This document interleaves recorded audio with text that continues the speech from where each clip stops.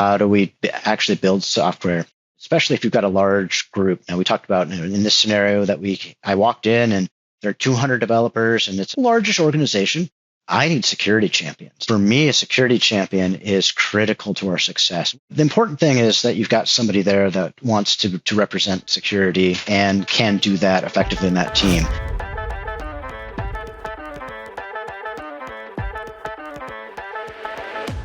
Hello and welcome to Secrets of AppSec Champions. My name is Chris Lindsey, and today we're talking with Anthony Israel Davis. Today's conversation is going to be around where do you start your application security program? The premise of this conversation is that your CISO or the application security manager who just started at a new company that has over 200 plus developers. Where do you start?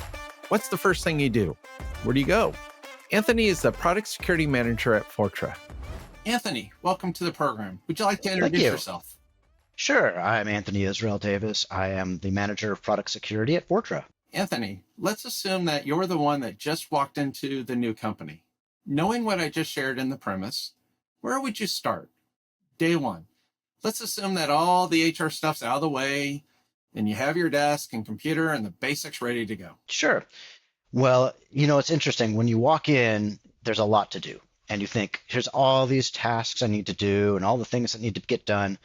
But what really needs to happen out of the gate is you need to understand what's going on there. You need to understand the culture. You need to understand the products. But most of all, you need to understand the people. And so for me, the first thing that I want to do is get to know all the people I'm going to be working with, because the last thing you need is to walk in as the security person and everybody immediately closes all their laptops and doesn't want to talk to you. You want to be their friends, because what you really are is you're there to enable their success, and they need to know that. And so what I would want to do walking into there is start to meet with all the people, all the leaders of the teams. And you said, this company's got 200 developers. I don't know how many managers there are, how many VPs, but I'd want to start talking with those people. So I would set up meetings with them. So I would want to meet with all those people, and I would just ask them, what keeps you up at night? What are the things you're concerned about? What are the things that will make you successful? And then one of the most critical questions, who else should I be talking to? Absolutely. And listening to them. Absolutely. Yeah. So that's where I would start. Very cool. So, as you're talking to the different managers, software architects, finding out what keeps people up, late at night, I guess, one of the big things is you're right, having a good inventory of the applications that are within the environment and what's going on. What kind of things would you want to know about the applications running in your new environment? Oh, wow. Yeah. So I mean, the first thing I would want to know is, am I dealing with a single application? Is this a company that's like a Netflix or something that they deliver, this essentially a single service that's fairly, I don't want to say monolithic, because I know that Netflix has, tons and tons of stuff going on behind the scenes. But something like that, or is it something that's multifaceted with lots of different types of products? Something that maybe they've got a lot of acquisitions, and so there's things that are on-prem and things that are in the cloud. So I want to understand what the product suite looks like. I want to understand what the culture is. How do they develop? Is it a lot of smaller teams? Is it one big team? Are they using a DevOps principle? Are they agile? Mm-hmm. How do they work? And then what tools and processes do they have at their disposal? So are they using something now? Are they already in the flow? Do they have a security first culture? Are they secure by design or secure by default? Or are they starting from scratch? Mm-hmm. I think the other big question too is this a new company? Is this a new product? Are they building something that's a startup? Or do we walk into something that's, say, a 20-year-old product, and there's lots of different things to deal with in that situation? No, absolutely. I mean, some of the things that you can do with the newer technologies, you can't really apply or use with the older technology. I mean, you may have an old VB6 application that's running, as part of the pipeline, and there's not much you can do there. Whereas you might also have something written in Java that's, brand new Java or brand new .NET Core. I mean, the languages, you're spot on.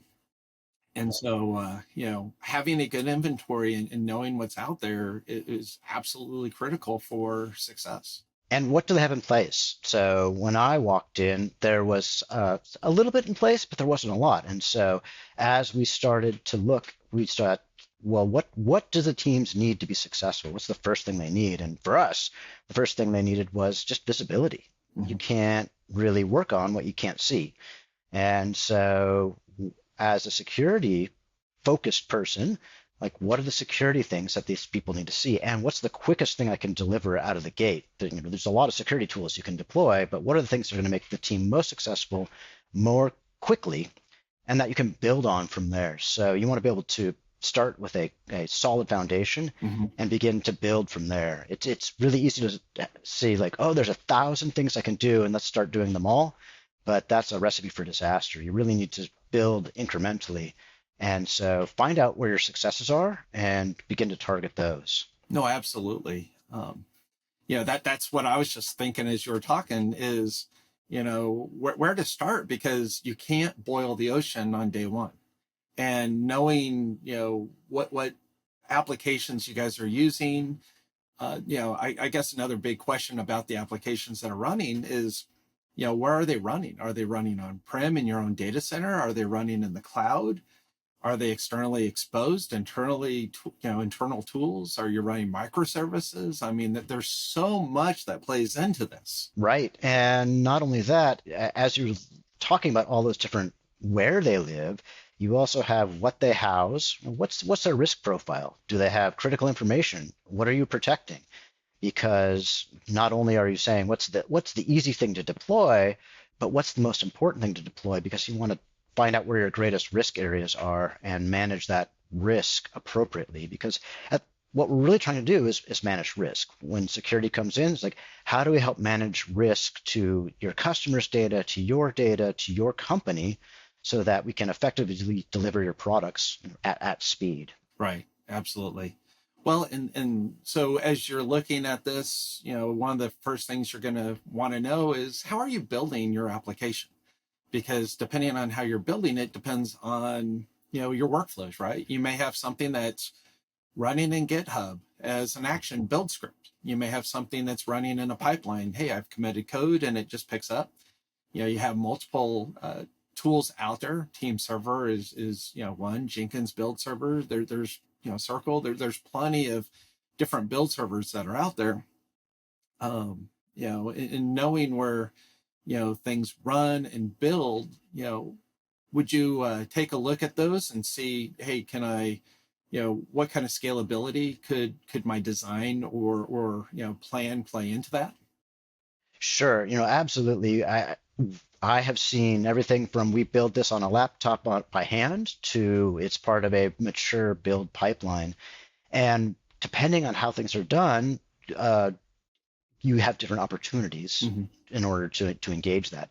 Sometimes those things that are not as mature or just have an older style of building, you can still take advantage of that. But maybe what you're wanting to do is, let's get this into a pipeline. Let's get this into something that's doing some CI/CD rather than trying to do it all on a laptop. On the other hand, you might walk into that exactly what you said. You've got a mature pipeline that's going from source to artifact or deployment, and now you can plug into that, and that affords you all the automation opportunities that you want to take advantage of. So you can see what things look like from the code. You can see what things look like, what's going into those things, what's going out, and then evaluate risk at each stage of the way.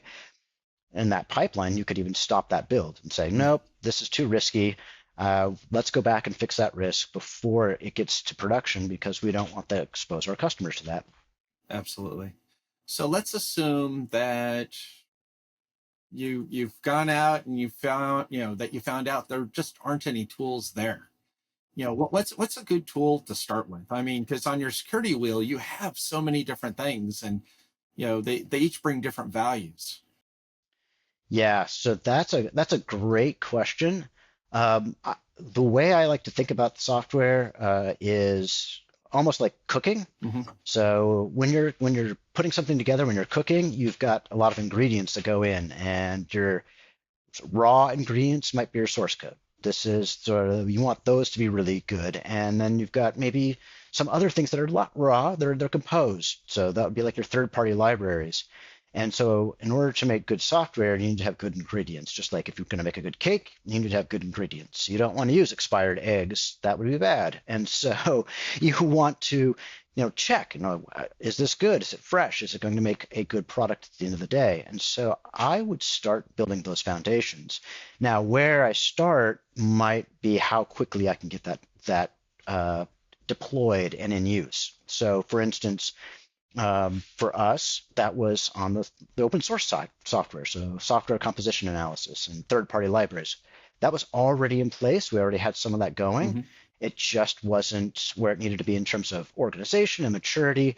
And so for us, I could take what we'd already started and bring that into a place where completion. So you move it from a sort of beginning stage to a sustained stage. And now not only do you see what's out there, you can do something about it and effectively manage it. No, absolutely. And then I can move into like a static analysis, so start taking a look at the source code. So that was a little bit trickier for us. In fact, it's still something that we are working on. And the reason is, for us, we've got a ton of different languages. You've got lots of different languages, lots of different groups, different levels of maturity.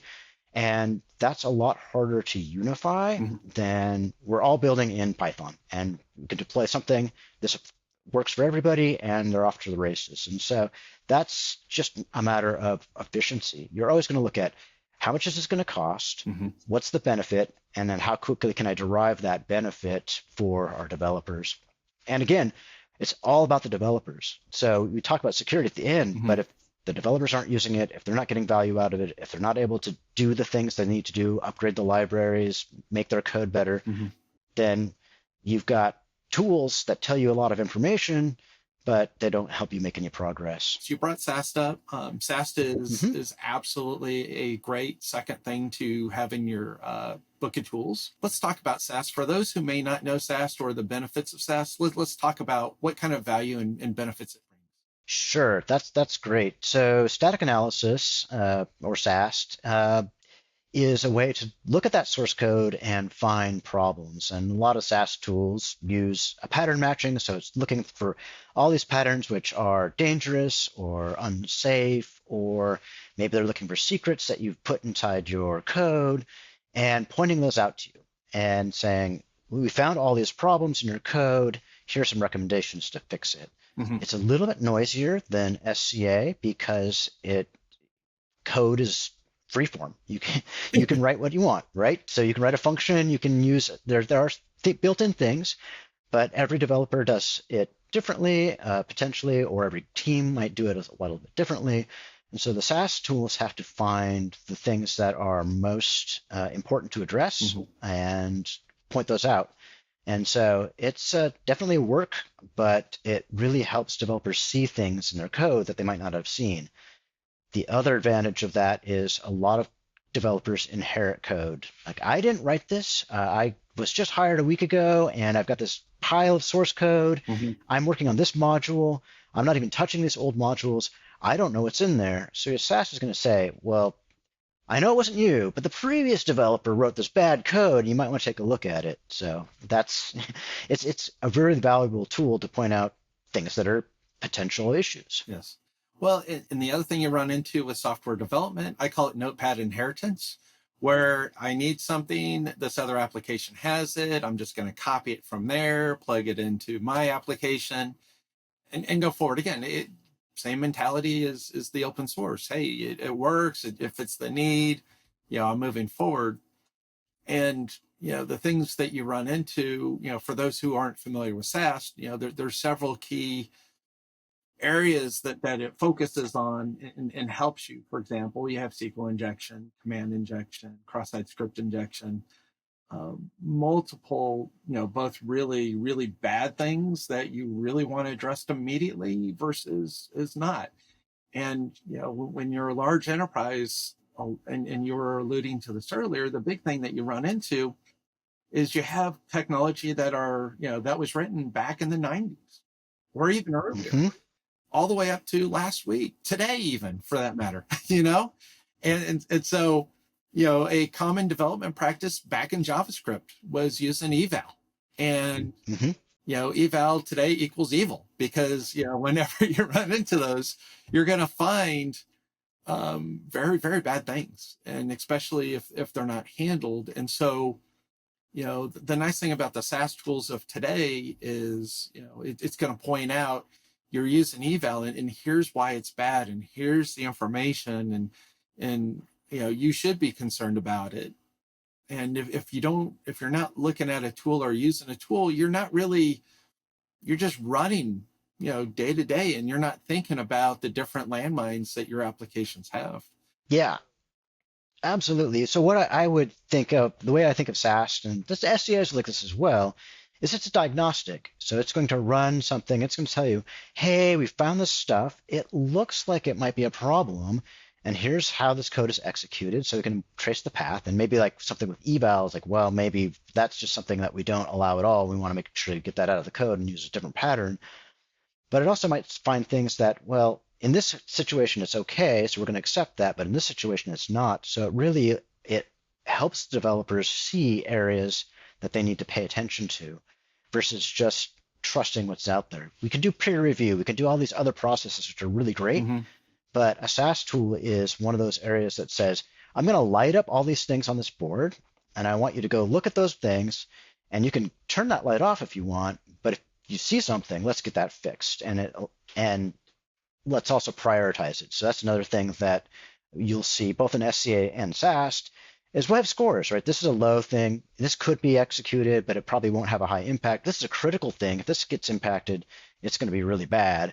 So let's deal with that. And that also gives you a way to prioritize that list and say, okay, I'm going to do this stuff because it looks really bad. And I don't, if it doesn't need to be fixed because it's not dangerous, great. What I've got done is the developers looked at it and they said, I accept this. This is fine. This is a false positive. And they've done their due diligence. So now we're affirmatively and proactively managing risk rather than just ignoring it. Right. And that's really critical. You've got to manage risk rather than ignore it. Right. I mean, one of my old little taglines was enable innovation. And, you can't really stump your developers from being active. And, one of the things, and you were just mentioning it, a SAST scan will give you a lot of information. And, one thing I want to bring up is some tools will give you a lot more than others. One of the things that you want to be, concerned about when you're looking at the results is, where does this run? I have a command execute, a command injection.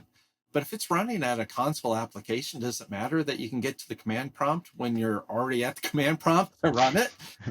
Right. So environment really, plays a big part into this. And that kind of goes back to the inventory thing you were talking about before, is knowing what applications do I have and where do they run? Because knowing the scope really is a benefit for any of the tools.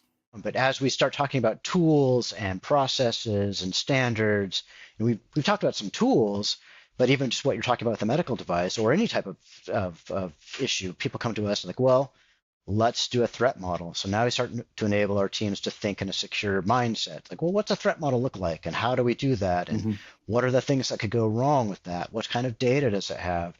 And now we've empowered those teams to make their own decisions as well. They can help evaluate risk, and then we can come in and support that and maybe check off, yep, we agree, nice job. But as part of that enablement is now we've got a security mindset. Now we're able to look at this and go, oh, okay, yeah, I can see where that problem is, and I think this will be good enough, and here's why. Yeah. And that's great, because at some point we can't just be answering questions all the time. Like, how do I do this? How do I do that? Right. We are happy to do that. We like to do that. But once teams are answering their own questions, again, now we know we're being successful. One of the things that was very successful for me when I was running my program was creating a central location for documentation.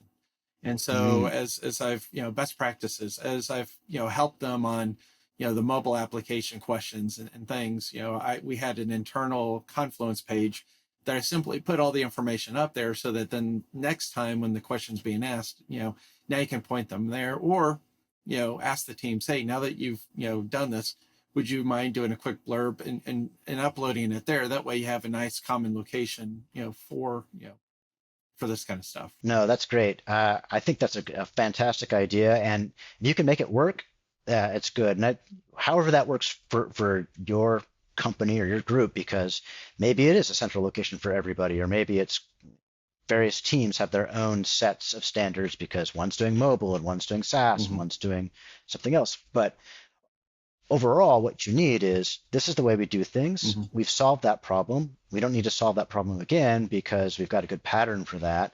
And now we can follow the pattern. So once you've done it the first time, now everybody knows how to do it, and you don't have to reinvent that over and over again, which is absolutely the way to go. Like that centralized documentation is key. And having centralized standards. So for instance, something like the OWASP ASVS, which is just an application security verification standard. So you can say, here's all these practices, 400 practices or whatever they are, that are, how do you handle sessions? How do you handle encryption? And then now you can audit and say, are we doing these things? And if we're not, okay, why not? Maybe there's a reason for it. Or, oh, we should be doing that. Let's get that in the next version or in the next iteration. Right. So those standards and having that is critical, whether you choose that version or not. But having something that this is how we build things and this is what security means to us. Right. One of the beautiful things about OWASP is when you're following OWASP and you're actually doing a lot of their suggestions, it actually cleans up your SAST results. And, things that, the OWASP will tell you about command injections and the different things out there and the proper ways to fix it. Your tool, whatever tool you're using for SAST, really should align with a lot of those recommendations and suggestions coming out. Right. No, absolutely. I mean, they look for those sorts of things as well. So, the CWE, the common weakness enumeration, they say this thing has this particular problem. So this is what that pattern looks like. And there's a whole website that actually has code snippets for that. So tying those back in to say, this is what that looks like. This is what happens when that gets executed. That's why this is bad. Here's how to fix it. And now your code is slowly improving over time. And that's key to that. So understanding what the problems are, why they're a problem, and what you can do to fix it are critical. And that goes back to education as well. Right. So being able to train your developers so they understand and recognize those patterns. So if you can get those patterns, if they don't show up and the scan doesn't see them, that means they've solved them out of the gate. And that's the other thing with SAST too. If you don't mind, just like thinking through, like I keep trying to push that as far to the developer as possible. So we can run the scans after the fact, so we can look at the code repo and find all the stuff. That's great because there's lots of areas where the developer might not have been developing. It might be old code. But when you're developing new stuff, you want to solve that right away. Right. You want to see that in your IDE. You want to see that like, oh, there's a problem. I'll fix that right now. It never even hits the merge request. It doesn't even hit the main branch because you fixed it out of the gate. So if we can do that, again, that's a win for us. So absolutely. I don't want to see it because it's not there. Exactly. And I like that. Exactly. Well, and one of the things, because this is a path that I was actually talking with a couple of companies over at Developer Week, is QA. And the real cost of QA. And you talked about coming into the company and building those relationships. QA is one of those relationships because with QA on board, now they're a gatekeeper. Now they're going to be there. They're going to be your partner, and they're going to look at the transparency. Hey, show me the number of vulnerabilities coming into this this release. And those are questions and thoughts that you should probably, if you're not doing today, talk to your QA director and your QA staff and say, you should be asking the questions. What kind of security footprint am I looking at with this release? Did you increase the the vulnerability risk of the application, or the not vulnerability, but just did you increase the risk? Did you reduce the risk? What does that look like? Because from a QA standpoint, QA can be the guard keeper and say, look, I don't want this release to go out the door because you've just introduced all these new vulnerabilities that the security team or someone's going to have to put some kind of mitigating factors out there to help ensure that we're not going to be more at risk. Yeah. Well, and QA is a natural ally as well. So they're doing a lot of things that we're doing, just looking at different facets of the diamond. Mm-hmm. So they might be looking at optimization, they might be looking at defects of functionality, but we're also looking at defects of weaknesses in the security code. And they're doing a lot of things that we can piggyback off of. So I really, forming that relationship with the QA group is critical because they're actually building software. They're standing up and it's running out there. So if I can piggyback on that infrastructure, now I can run my tests alongside theirs and that build pipeline potentially. They've got running a software, so now I can do dynamic analysis. They can set up software for me to do pen testing on. Mm-hmm. So there's a lot of things that we can do that's already there that I don't have to invent or build myself. And my team can then just go in and say, oh, you've got it there. Let's just plug right into that.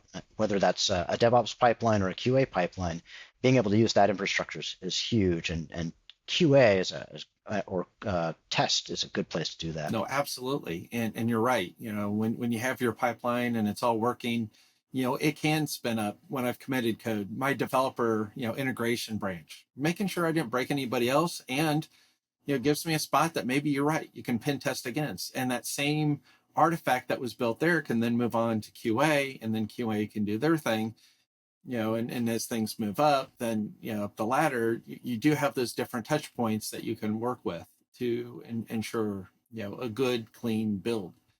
One of the things that I ran into frequently, when I first started really working with QA and QA, pushing back is, a lot of people, you're right, shifting it left into the developer's hands is because once you get to QA and QA does all their testing, and then it lands in your, on one of your reports, hey, guess what? There's a critical vulnerability out there that they're introducing. The risk it passes your threshold. Now you're telling QA, yeah, you spent all this great time testing the application, but I'm going to force the developer to fix it, which means you're going to have to rework and redo everything you just spent those, 1 to 2 weeks doing. Mm-hmm. Yeah.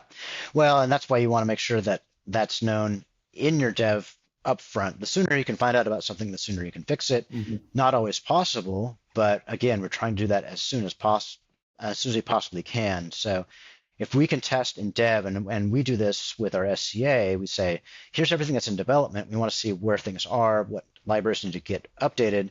But then we're also monitoring our production because libraries get old. New stuff happens every day. Absolutely. Get a new CVE pops out. So you've got, okay, well, the stuff in production needs to be fixed. That's also in dev, but they can fix it, and that should incorporate that in the next release. And we're aware of what's out there. So yeah, that's huge. So Anthony, you brought up dynamic scanning. Let's touch base on that real briefly. So for those listening, what is dynamic scanning? Sure. So I'll go back to my food analogy. So we've got all these ingredients, we put them together, we've got high quality ingredients, but they're just the ingredients. How those ingredients fit together affects the end result. So what did you do to them? Just because you have the ingredients doesn't mean you have a cake. So once the cake comes out, you want to make sure that cake is good. So you got to eat it. It's probably the best way to do that with a cake.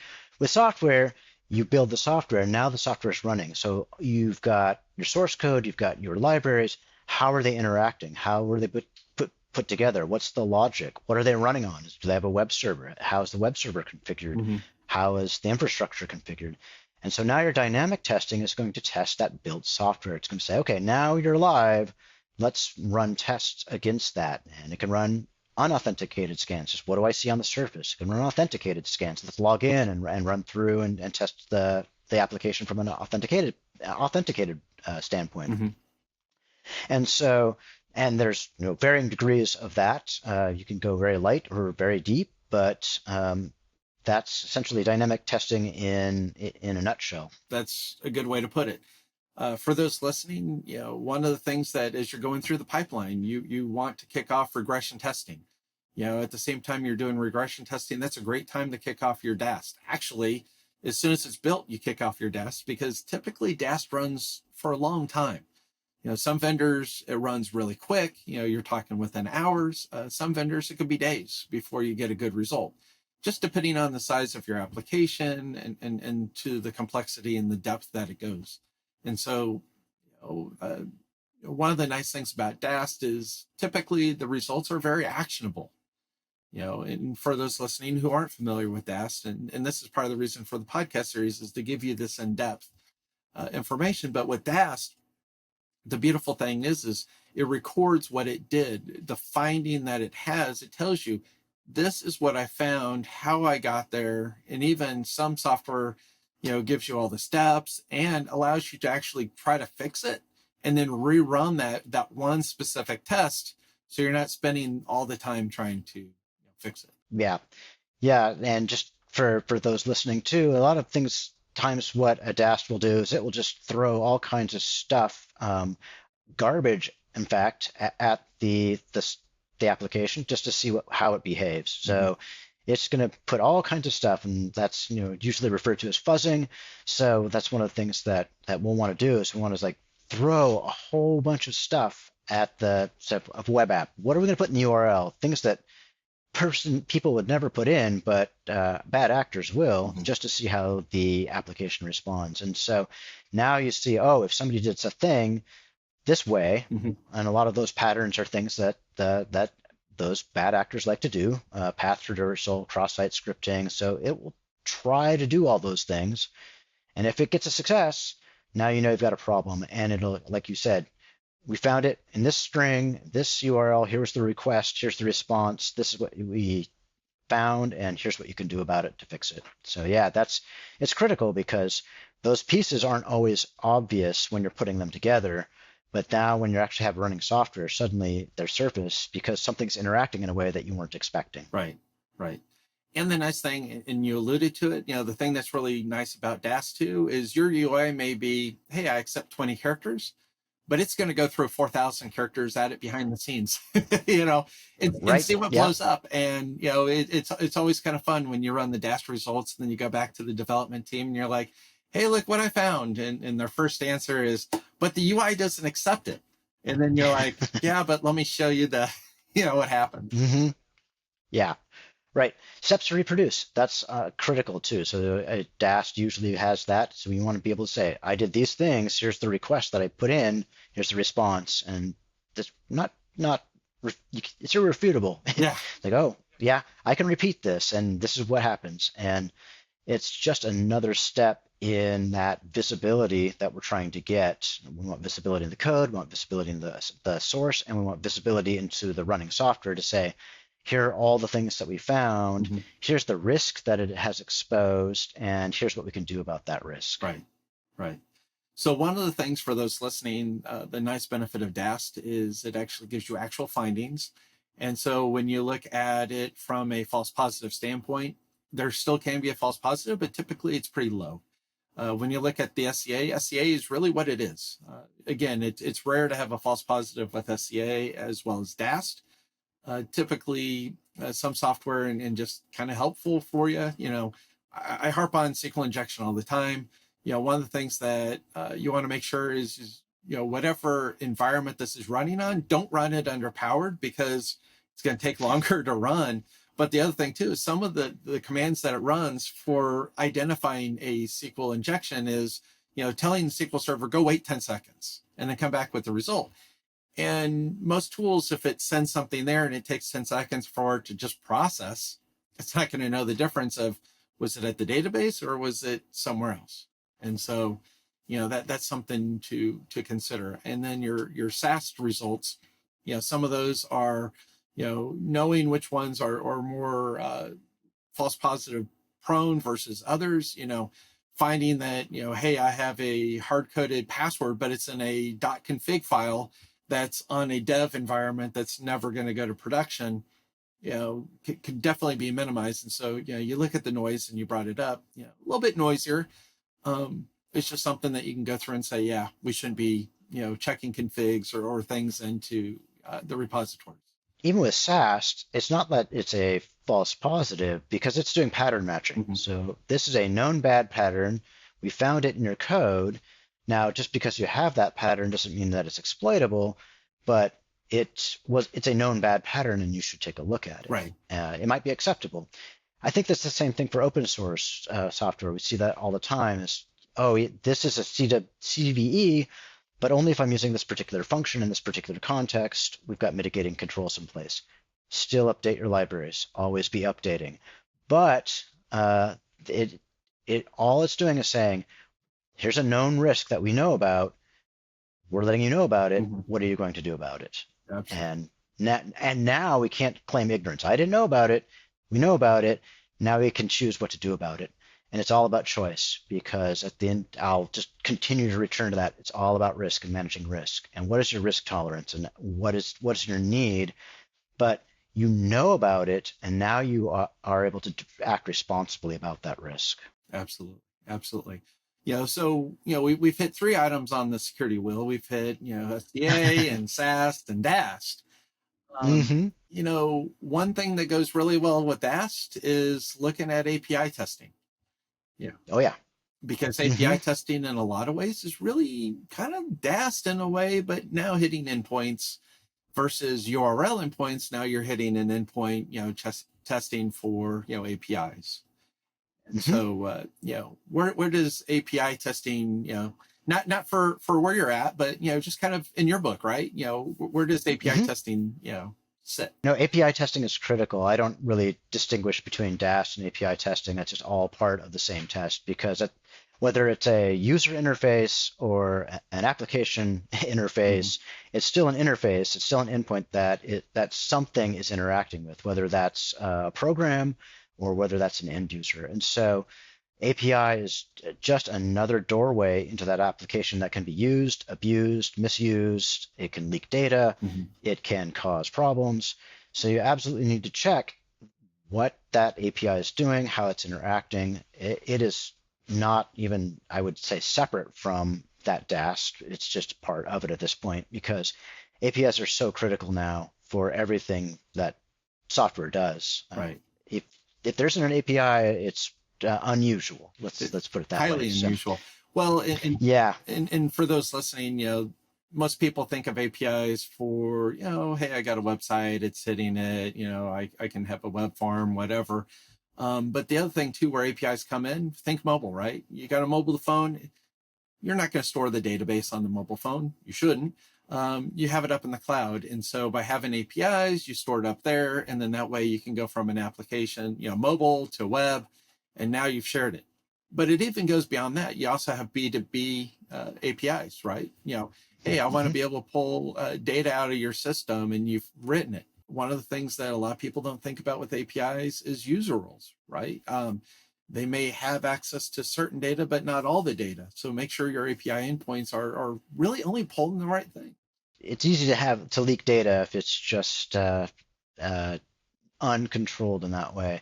And if we go back to the OWASP ASVS and other patterns like that, there's lots of guidance out there of how to build an API, what are the best security practices for APIs, and those can all be tested either through something like software, so some sort of like a DAST or a fuzzer where it's doing it automatically, or even through just a code review and talking through the developers and how did you secure this? And let's walk through this from just an architectural diagram or data flow diagram.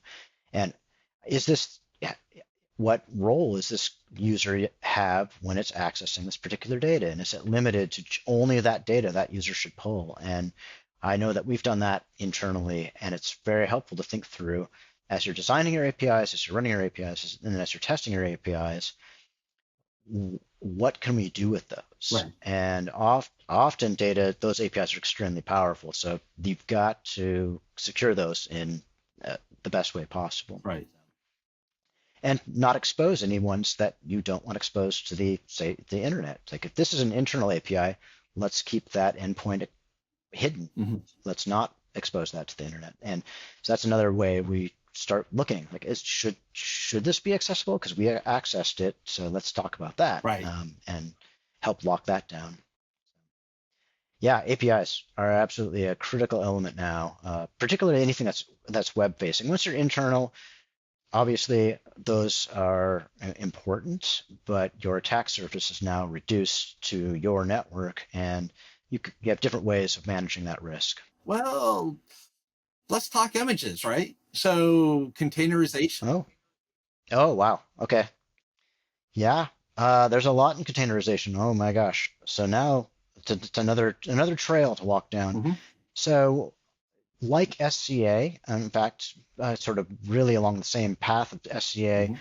there's a lot of open source that goes into a container. A lot of times they're using an open source like a Linux kernel and a Linux image, and that's using a lot of open source software as well. And then we're putting our own software on top of that that's running. So understanding what's going in and what the exposure is there is really important. So being able to scan those container images, just like you're scanning your open source software, just like you're scanning your built software, scanning those images to know what's in there and what potential risks there are Mm-hmm. is critical, because then you can update those images if they need to be updated. Maybe you're using an old operating system, maybe you're using old software, and so that's just another layer to the onion of that we continue to go down from a security standpoint. No, absolutely.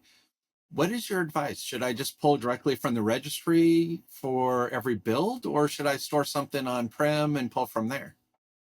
Oh, so if I were to build it from sort of my dream, I would say that we've put together an image that is got a container registry that's controlled by you. Mm-hmm. So wherever that is, I'm not going to tell you where that should be or how that should be done, but Mm-hmm. you have a known good container registry that's gone through its scans, it's gone through its approvals. Mm-hmm. We say this is a good registry. Now that can continue to get scanned, and maybe it needs updates, but when it gets updated, then it gets swapped out and use the new known good container for your software. So yeah, I would say having that control is better than just pulling from just the open internet. Mm-hmm. But if you and maybe that's where you start, Mm-hmm. but that shouldn't be where you end. So you've got to start somewhere. But once you've got that, make sure that it's well built, well architected, and safe, Mm-hmm. and that everybody is pulling from the same one.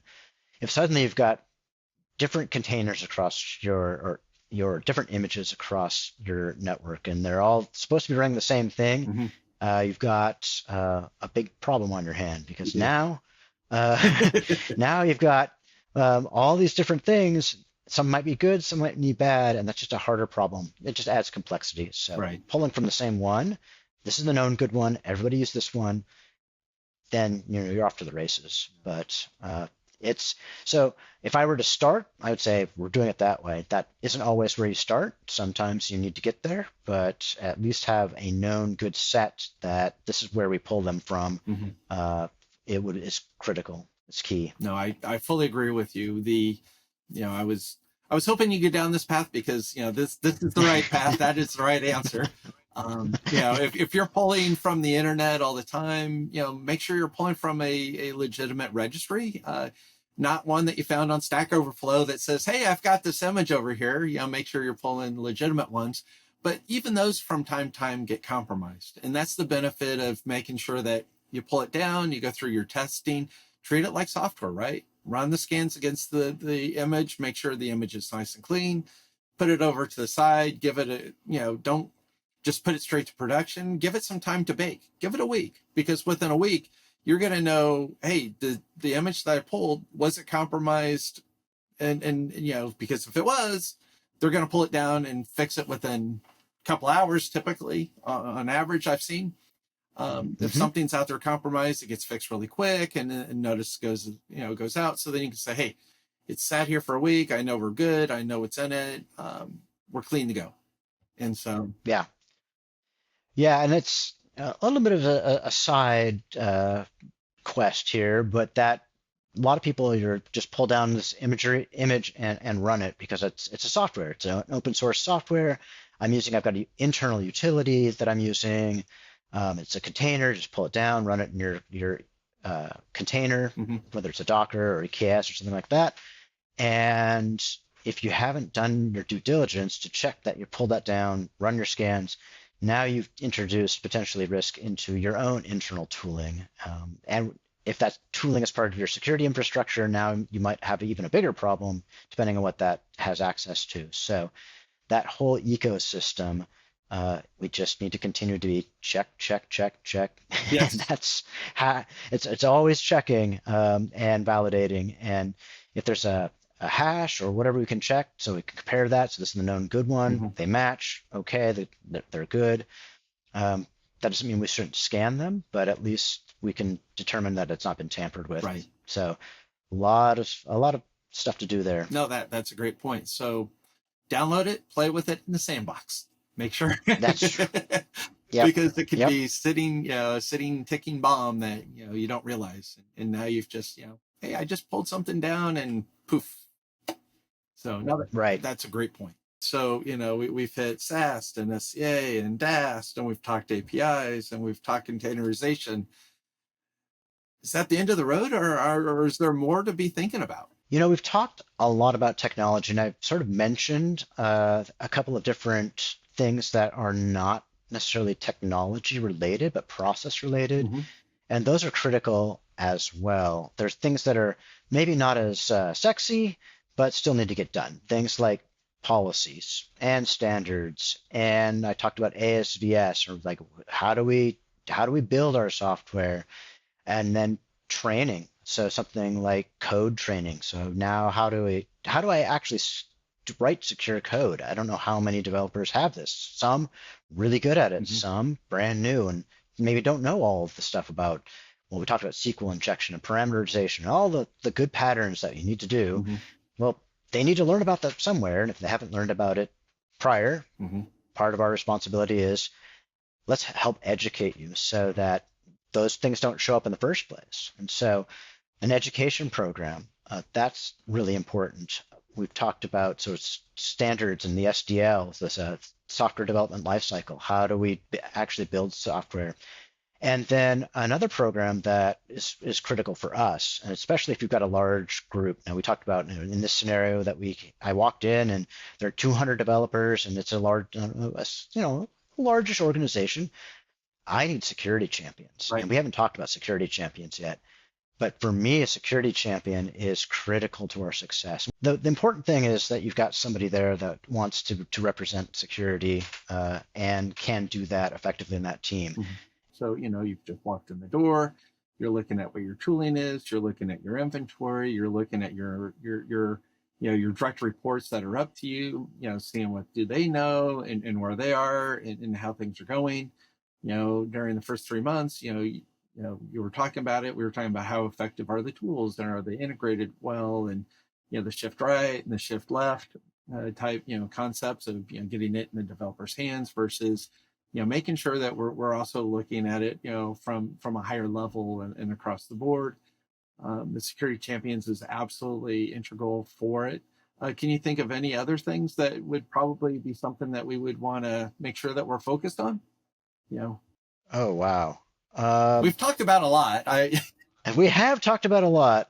Yeah, I would like to think through that. So I think if I go back to just the highest level of what we're trying to do and return to some of those themes, because there'll always be new tools, there'll always be new ways of looking at things. There's different categories of stuff that show up in application security, posture management. Now you see ASPM out there, and you see all these other types of security tools.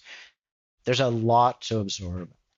But what we're really trying to do is manage the risk. Yes. So is the thing that we deliver for our customers safe? Does it protect their data? Does it protect the company? And what are we doing to make it better? And you're always going to start a crawl, walk, run. Mm-hmm.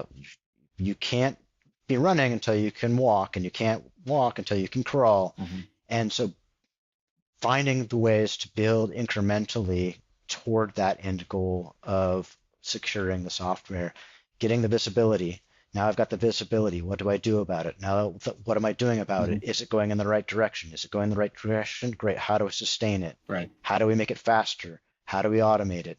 So you're slowly building that program from maybe nothing to something that's a fully automated machine where you just get to see what's going on and then just address the new things or address the anomalies.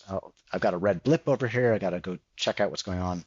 But at some point you've got to get there. So it's, again, I would say start small, Mm-hmm. build incrementally, find the areas that are going to be most effective out of the gate, provide the most value quickly. Mm-hmm. You're all driving toward the same goal, and make sure you're aligned. That's, the first thing I said in this conversation was we've got to build those relationships and then get on the same page, get aligned, get going in the same direction, and then build from there. Every customer that I've worked with in the past, the failed teams, the failed security groups were the ones that did not have the relationships with the developers. And when you don't have that, you're never going to be successmal. Anthony, Yeah. I really appreciate your time today. I appreciate all the conversation. We've had a lot to talk about. There's a lot more. I mean, honestly, we're really just scratching the surface, and there's just so much. And I appreciate your time. I feel like we've hit a lot, but on the other hand, with what we have here, this is a great starting point to be looking at, and to, hey, you've got to have certain things in place and why you have to have certain things in place, and then where you can go from there. So, Yeah. Well, thank you. It's been a great conversation, and I really look forward to seeing the other parts as well. So this has been fun. Thank you. absolutely. Thank you. Thank you so much for joining us today on Secrets of AppSec Champions. If you found today's information valuable, hit that subscribe button on your Apple Podcast, your Spotify, or wherever you're listening to today's episode. Ratings and reviews are like gold for us, so if you're feeling generous, please leave us a kind word, as it helps others find our show. Until next time, take care.